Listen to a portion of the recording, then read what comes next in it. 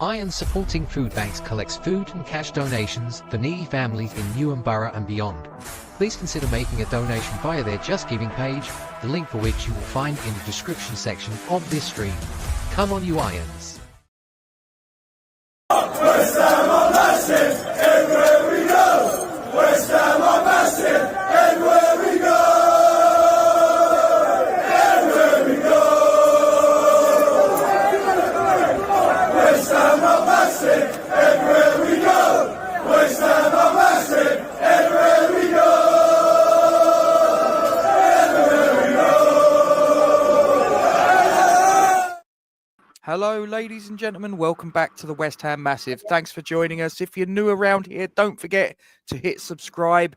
And either way, don't forget to drop a thumbs up on this particular stream. All these things take a couple of seconds of your time and help to grow the channel into something bigger and better. Maybe even share this onto your social media platforms. Why not?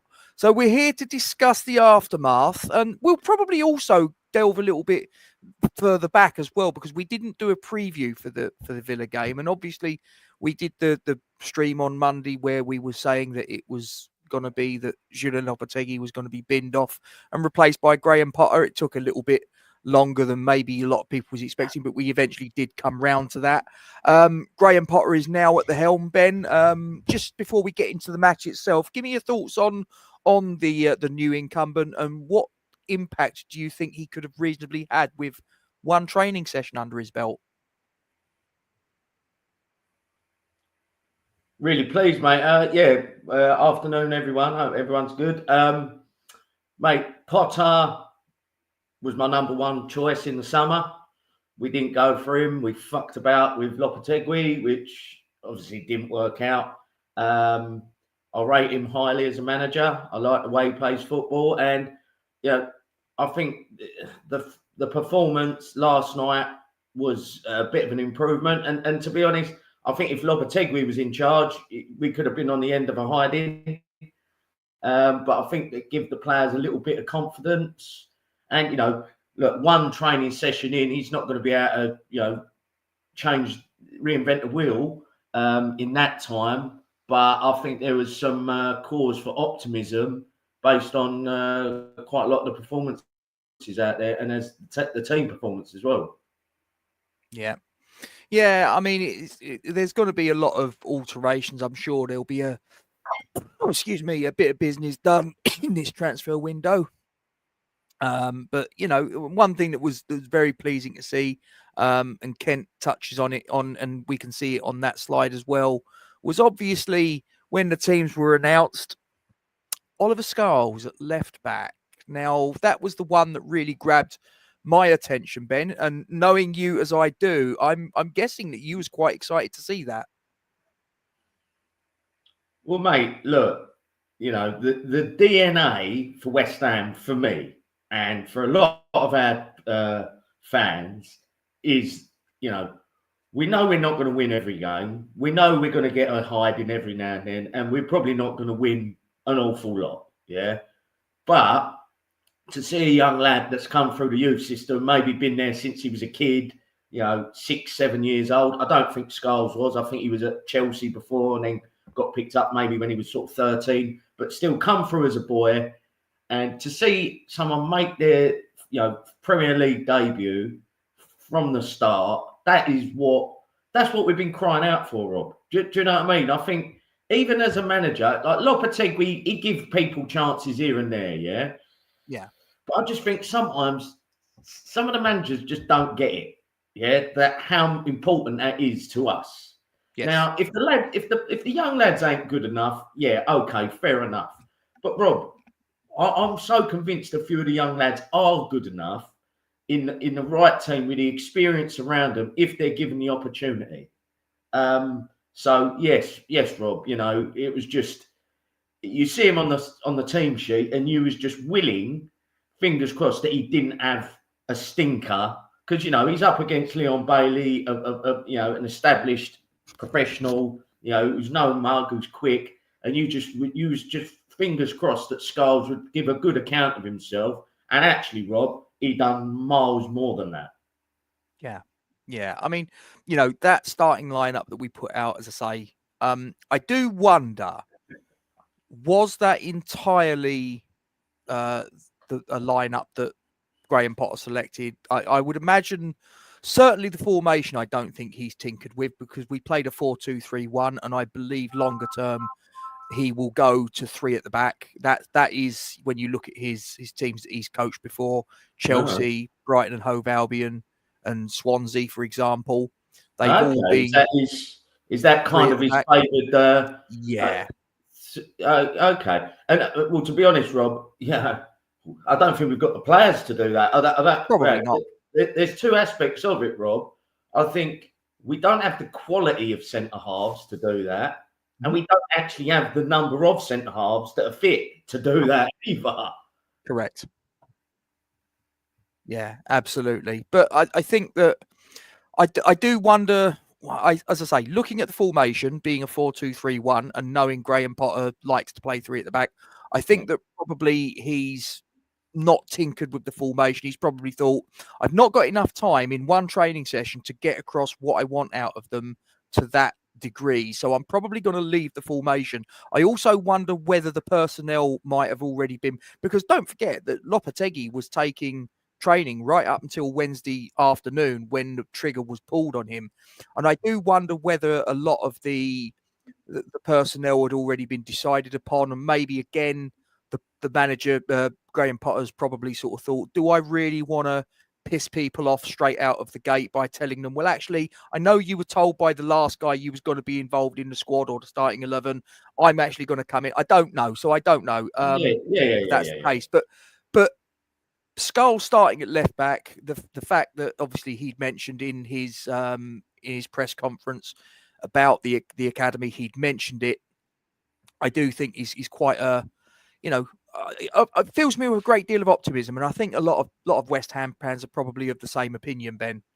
Yeah, Rob. I mean, look, the press conference, I read a few snippets of it this morning, actually, and he name-checked Mark Noble over everyone. Tim Steidton, I'm really pleased about that. Do you know what I mean? He said, I think the question was, well, what made you feel like to come to West Ham? He said, well, I looked at the squad, I looked at the academy and the work Mark Noble's doing, and I genuinely think, Rob, maybe, I think this time next year we'll be millionaires. But I think this time next year, I definitely think we could see at least 3 of our academy players either starting or on the bench. Do you know what I mean? So I think that's a good step. I'd like it to be more, but at the end of the day, when we're coming from a starting point that was probably none over the sort of last year or so,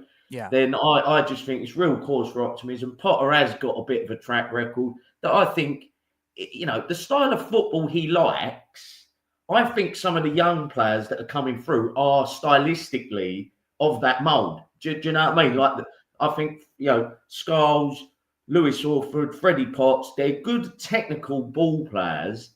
And I think that's who Graham Potter likes. Yeah. Okay, let's get into the game. We've obviously covered off the king is dead, long live the king. Yeah. Let's now talk about the obviously, and we've covered the lineup. Ollie Scholes coming in at left back, and Caelan Casey probably should also get a mention. Unused substitute, but he was on the bench. And can I just say, Rob? Go for it.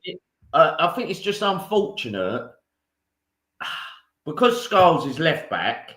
It's unlikely Casey's going to get in at centre half. It's very unlikely that you're going to have 2 fucking teenagers or very young lads with no experience in the back 4. It's just probably not going to happen. Yeah. But, the fact that he's even, he's got 1 on the pitch, he's got 1 on the bench ready to be utilised if needs be, I think it's very, very pleasing. I'm glad to see it. So, but anyway, I mean, we made a really fast start, Ben. I don't know how much you've seen of the match, but certainly for me, 40 seconds or so in, Lucas Paqueta has an opportunity. He unleashes left foot strike that was arrowing towards Robin Olsen's top left-hand corner. And then just at the last sort of moment, as it's arrowing towards the top left-hand corner, the ball starts to curve outside of the post, wasn't far, really wasn't far. And on another day, may have nestled in the back of the net, and you thought you within a minute you're 1-0 up. But I thought we started really quickly. I thought we started quite bright, and up to the point that we scored the goal, I looked and I thought, there's a definite, for me, I believe there's a definite spring in the step of the players. There was a definite shift in emphasis. We looked bubbly. We looked effervescent. We was playing with a certain bravery that I don't think that by and large, other than possibly the Newcastle game, that I've not really seen this season, Ben. Yeah, Rob. Yeah, I'll hold my hands up, Rob. I only see the second half. I was on the way home from work.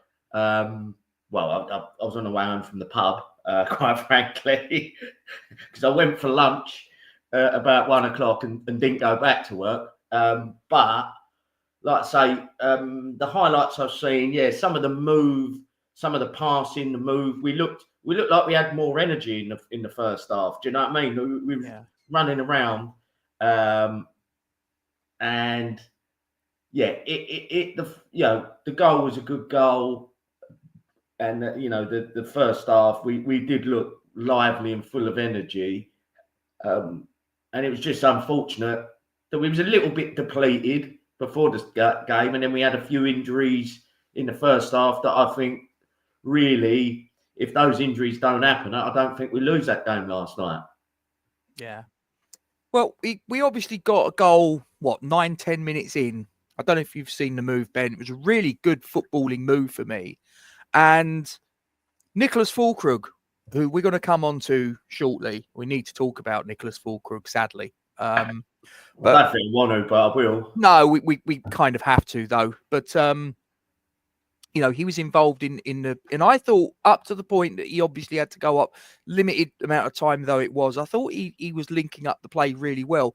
And he was involved in the build-up to the goal. Kilman plays the ball out from the back. Füllkrug gets a flick-on header. Drops to Kudus. He releases Somerville on the right-hand side. And that was a surprise to me as well, Ben, to see Somerville on the right, because obviously he's principally played on the left so far this season. He principally played on the left for Leeds United as well before he came in. But Graham Potter, for whatever reason, has looked at it and thought, no. What I'm going to do is I'm going to put Paqueta on the left.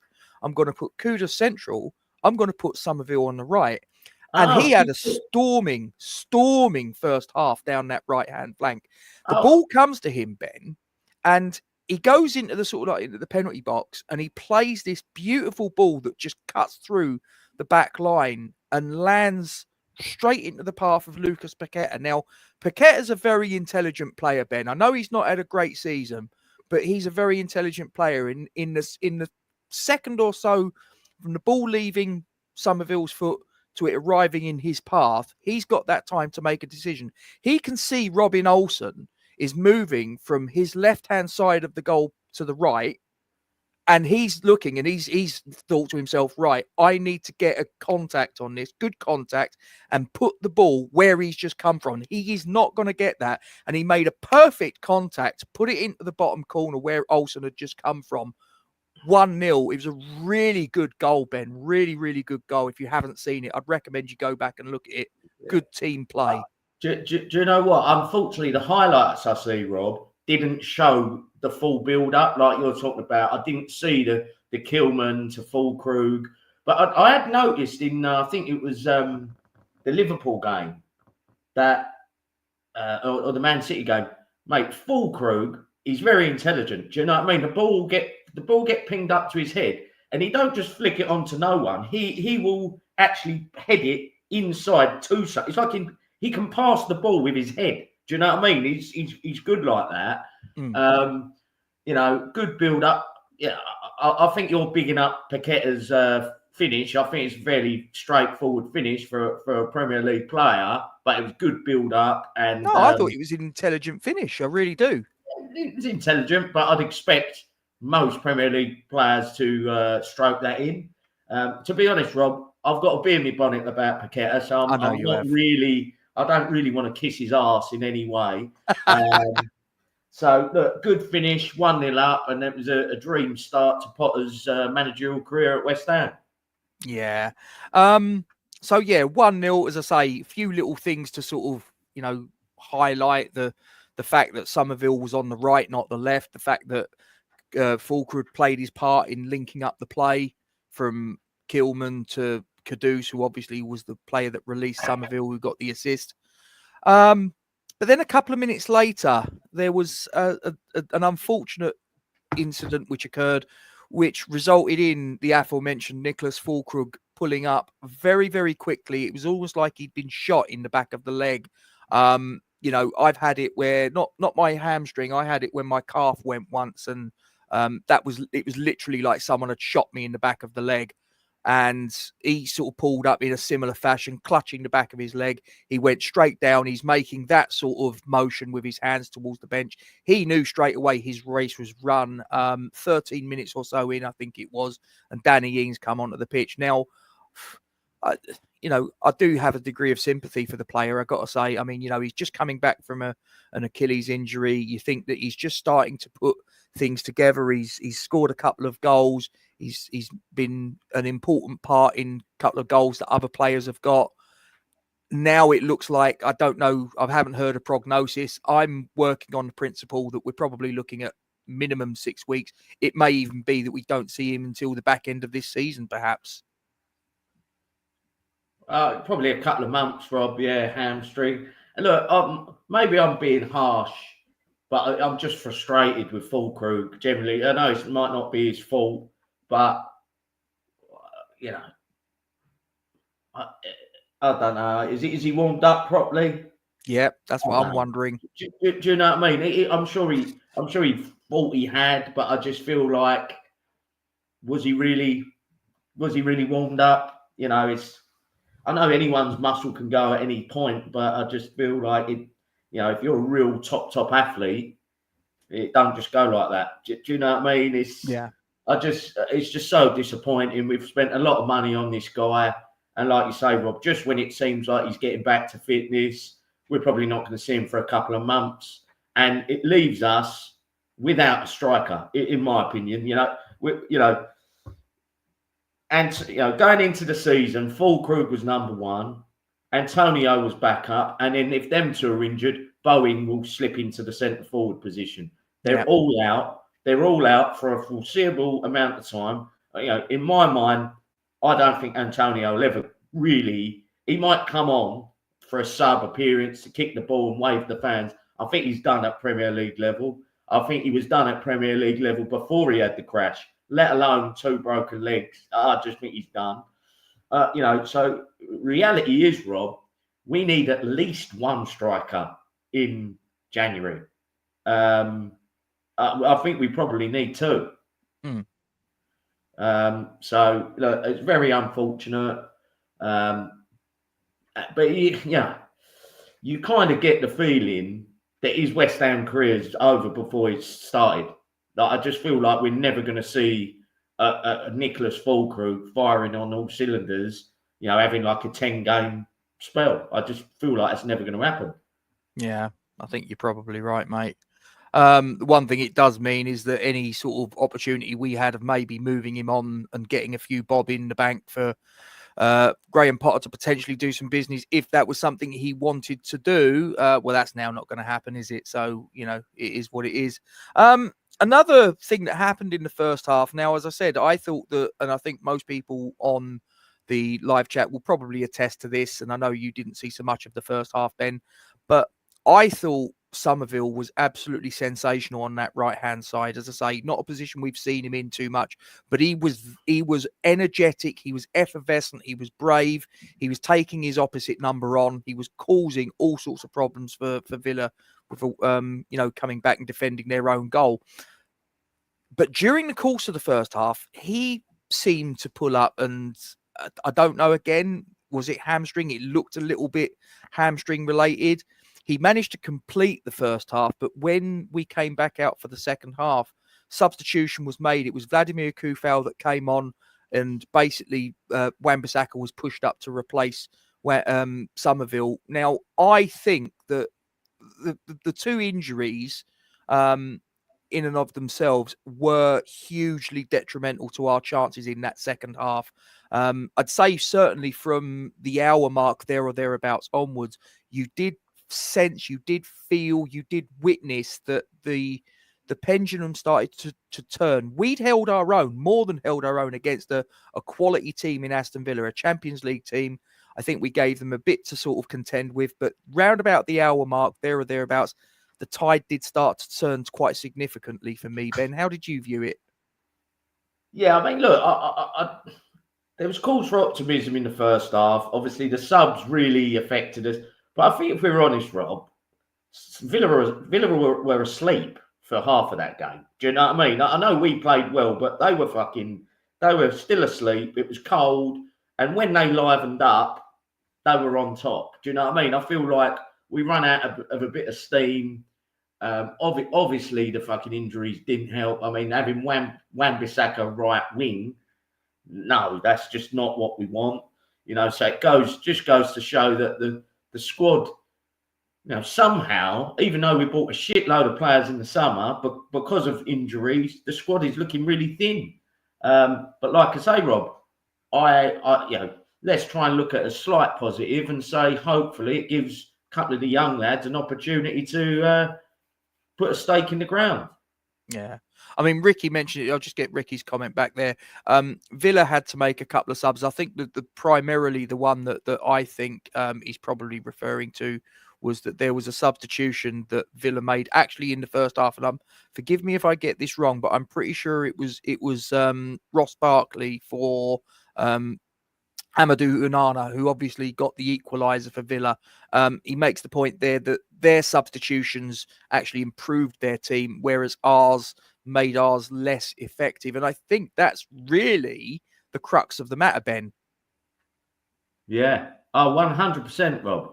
100%. Yeah, Onana's like a £50 million midfielder. And we've got Ings. Kufau, you know, I still think he's decent at Premier League level, albeit he seems to be making a few mistakes that lead to goals or things are down his end. But Ings, again, Rob, I just feel like even though he might come on and nick you a last-minute equaliser every now and then, I mean, he's just not. I just don't think he's a Premier League footballer anymore, Rob. You know, I think, unfortunately, we are carrying quite a few players. Do you know what I mean? So, yeah. And you can't carry anyone in top level football in the Premier League. And I actually think in the starting 11, we're probably carrying 3 or 4. And you just can't get away with that. It will always come home to roost if you've got a few players that they're just not up to it. Yeah, let's talk about the equaliser. So there's a little bit of controversy surrounding it because it was from a corner, which wasn't a corner. This is the weird thing. See, I'm pretty sure, and someone in the live chat can correct me or confirm, that in previous years, we you know, and this wouldn't have helped in this circumstance, just to get it out there. I'm just sort of like, I'm thinking out loud here. The VAR thing, now, whether you're a fan or whether you're not, I'm pretty sure, correct me if I'm wrong, that they used to do it where if you had a FA Cup game that was at a Premier League ground, as Aston Villa is, VAR was implemented, but if it was a non-Premier League ground, they weren't. I believe they've now changed it because they now sort of don't have VAR until the 5th round, which I'm like, just strikes me as rather odd. But it wouldn't have actually helped as far as this is concerned, because VAR doesn't, as Michael says there, I was just coming onto that, Michael. It doesn't intervene as far as sort of, you know, was it a corner, wasn't it a corner? So it wouldn't have helped on that. I just find it quite strange. I just wanted to mention it. But there was a corner that was given, and it was funny because a couple of minutes before that, there was a corner that should have been given that wasn't given in Villa's favour. So this corner, you know, 2 wrongs don't make a right. You know, it is what it is. But I remember on the commentary, Sam Matterface turned around and said, "Oh, West Ham will be hoping nothing comes of this corner." And as soon as he said it, I thought, "Oh, fuck off!" Seriously. I and of course, I thought exactly the same. Look, Rob, it shouldn't have been a corner. It didn't even look like a fucking corner. But none of our players went even within a foot of the ball. You know, and how both the linesman and the ref got it wrong. Do you know what I mean? I feel like, I don't know who was the lead in saying it was a corner. I think it was the ref from memory. I think the ref pointed straight away. How the lino isn't saying to the ref, mate, no, it's a goal kick, is beyond me. But do you know what, Rob? Paqueta, people might think I'll go over the top. I don't want to see him in a West Ham shirt ever again. I just think he's a fucking disgrace to the shirt. That is what he is, right? The play acting, the geezer, he's let us down for the goal massively. Do you know what I mean? He's got a little, stroke. He's gone down like he's been chinned by fucking Daniel Dubois. And that's the guy who lays it off to someone who has the shot. And, if Paqueta stays with him, we don't concede that goal because he doesn't have the time and space to do what he done. So, the goal, okay, he tapped it in. But I just think it was a scrappy goal. But I just feel Paqueta's got a big part to play in handing that on a plate. Do you think that, and I'm playing devil's advocate here, I'm not saying which way I believe, what my opinion is on it. Do you think that Lucas Fabianski has any culpability for the goal? I don't, Rob. No, mate, because I think, listen, you can always pick holes in other things, but I think it's Souček gets a little toe to it just before it gets to Fabianski, and it changed the trajectory of the ball, and he spilled it, and there you go. I just think it was one of them, and to be honest, Rob, they'd been putting the pressure on, and one of the lads just said it there. As soon as they equalised, you felt like, the tide in this game was definitely turning because we'd been sitting back. The subs hadn't helped us; they'd hindered us, and then they'd done us again. 5 minutes later. Yeah, and that was a move that was a partnership between Ollie Watkins and Morgan Rogers. I mean, Morgan Rogers, I can't believe how much they've paid for this kid. I mean, they got him from Middlesbrough, £9 million with clauses, possibly it rises to 15, even if all those clauses are hit. I'll be honest with you, mate, what I've seen of this kid, absolutely brilliant player, 15 million quid, that's a steal. He gets the winning goal, as it turned out, slammed the ball past Fabianski. Did you kind of feel when that ball went past that was probably going to be the end result, or did you still hold any hope that we could turn it around? It was probably more hope than expectation, Rob. I was hoping we might get a set piece because we weren't really creating much in that second half. With Ings leading the line, it doesn't really, you can't really hold things up and things like that. And we did have a couple of little half chances, or maybe slightly more than half chances, that both fell to Ings. You know what I mean? But he fluffed his lines. Yeah, Ings. Yeah, he had the opportunity right at the end, didn't he? Where he just put it high into the stand behind the goal. It was just like, I mean, come on. I mean, I know you're not sort of like you're past your best. Your days are numbered, but come on, at least get the fucking ball on target. I mean, that was disappointing. And to be honest, Rob, people might think, oh, bloody, he's going on about another young kid again. But I'd be inclined to call Callum Marshall back from Huddersfield. He's doing well in League One. I know it's a massive step up, right? I know it's a massive step up. But I firmly believe that for the last half an hour of a game, Callum Marshall will run round and give you a lot more intensity than Danny Ings will. Do you know what I mean? I just think he's younger, he's fresher, and he'll be keen to try and show what he can do. Whether he's up to it or not, no one knows. But I just think seeing Ings come on, I'm sure pretty much 90% of West Ham fans just think, well, the game's over now. Do you know what I mean? As soon as Ings comes on, you kind of just think, well, we're not going to score. And there we go. Give me, aside from And I guess if I sort of say, give me your positives to come out of the game, I know straight away the first one you're going to say is Oliver Scholes. So let's put Oliver Scholes to one side for a minute. What are the positives you're going to take out of this match, and what do you think becomes Graham Potter's priority signing if we're going to make a signing in the transfer window? Is that priority now 100% a striker, or do you think still maybe a box-to-box midfielder? Where are your priorities? Of course, for optimism, Rob, is obviously first half performance. Somerville, Somerville's looked lively all season. I think Lopetegui didn't give him too much of a chance. I think he's got to be starting because he's a goal threat. And the fact that Bowen's injured, Somerville is a banged on starter, and we need him. I've got to be honest, Rob. If you'd have asked me 2 weeks ago, I would have said priority is a centre half, probably followed by a centre back, and then a centre forward. I now actually think a minimum of one striker is the priority, maybe two. And when I say a minimum, I'd think maybe get Evan Ferguson on loan. That one just it just kind of feels like it makes sense because he's obviously Graham Potter knows him. He's out of favour at Brighton, but he's still a good player. So we'd probably get him on loan, and we're struggling. So I think we need a centre forward, maybe two. Then I think the whole of the spine needs a look at, Rob. Whether that, I think probably striker, centre back, and then central midfield. We might even need two centre halves, Rob, because I have to say, obviously, I think Kilman's good.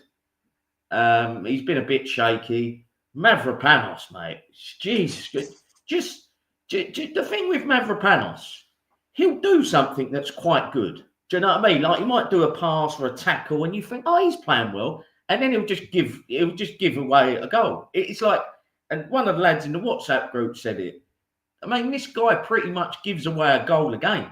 Yeah, he's got at least one major mistake in him that will cause a big chance, and then they'll probably score. So I mean, he's falling all over the place yesterday. Did you see him try and tackle someone using his head? No, I didn't. That? No, that was pathetic. I mean, look, Tadebo's never fit, so I don't think you can hang your hat on him. I'm just trying to think who's out there, Rob. Well, we'll do another show maybe, but I was going to talk to you about that. Yeah, we'll do another show on sort of transfer, but I just think we probably need about four players, Rob. All throughout the spine of the team. Yeah, and I'm not entirely convinced we've got the financial firepower with the profit and sustainability rules. I'm not entirely convinced we've got the means to be able to do that type of business. I'm not disagreeing with you. I think that you're right. I think that possibly we do need those four players, those four positions.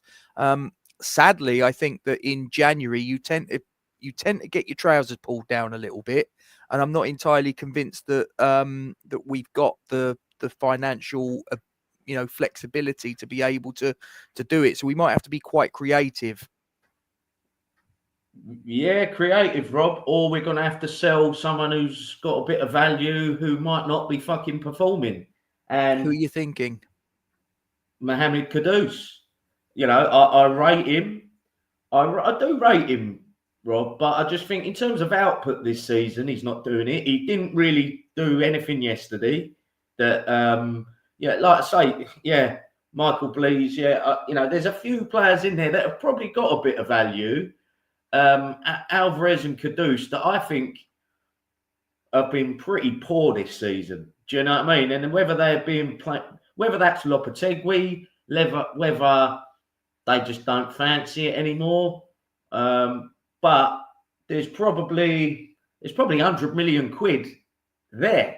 Whether you're going to get that, is a minimum. Whether you'll get that in January or not is another matter. Whether anyone comes in for him in January is another question. But I just think, I'd be seriously looking at Alvarez and thinking, if we flogged him and got a younger, more athletic central midfielder, I'd be happy with that. And Kudus, I rate him, but if you could nick 75 million for him and then buy 2 or 3 good players that would help us defensively and up front, I think I'd be inclined to do that move. Fair enough. Any final thoughts you want to get off your chest before we knock it on the head, bruv? Well, hold on, Rob. Is it these stats that you're putting up? XG, Villa had 0.77 and we had 2. No. It's the other way round. Oh, right. Sorry, yeah. I forgot where was the away side. Where was the away side? Yeah.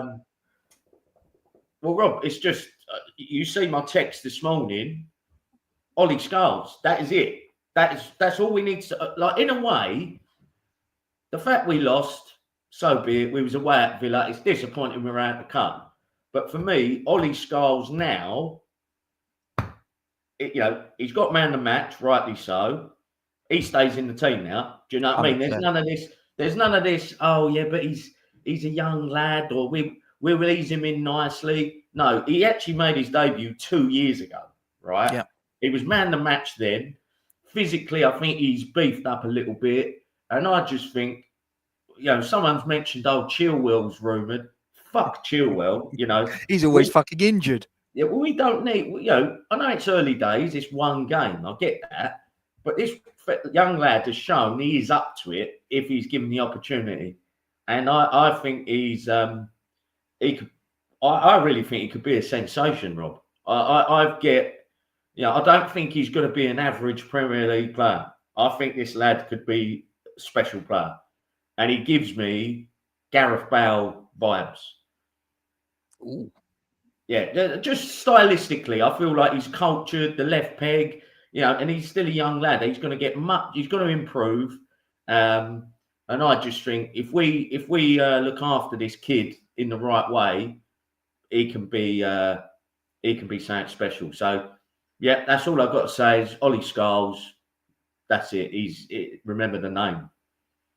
Absolutely. Right. Okay. Hang on. Let's just swap this over. Hang on. There we go. Right. So, ladies and gentlemen, we've come to the conclusion of this review. We went down fighting. I don't think when the balls got drawn out, a month ago, that anyone really saw this as a surprising outcome. I think obviously the insertion of Graham Potter possibly gave us a little bit of hope, shall we say? But the fact that he only had one training session probably meant that it was just too steep a hill for us to climb. The substitutions were key, both for Villa and for West Ham, played their part in the outcome.